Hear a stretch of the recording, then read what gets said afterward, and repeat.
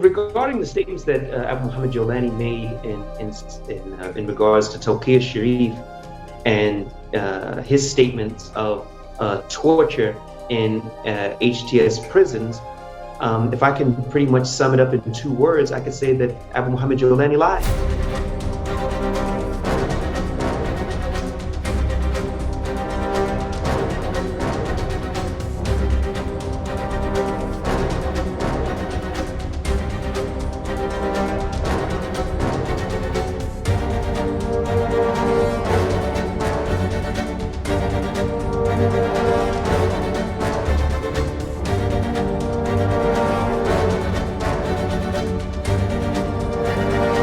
I myself personally was not subjected to any type of physical torture.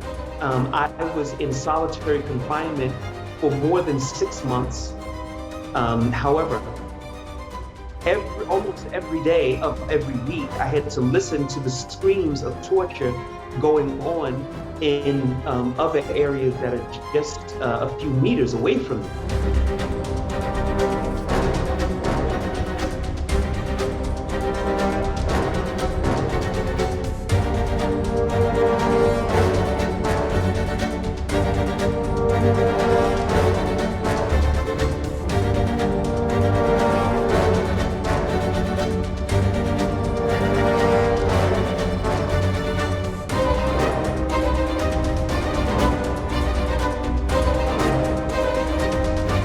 Torture by any other name is still torture, which is the first thing.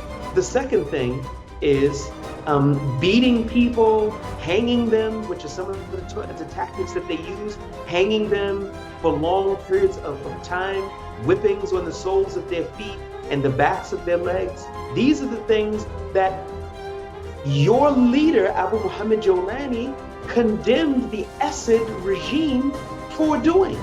How is it that he's now doing the exact same thing that he condemned the regime from doing? So just to sum up the whole thing, Abu Muhammad Jolani, point blank, he lied. That's why when the HTS leader, Abu Muhammad Jolani, stated that there's no torture in the prisons, everybody here found that to be comedic. He's just not being genuine with the people, period. That's the reality of the situation.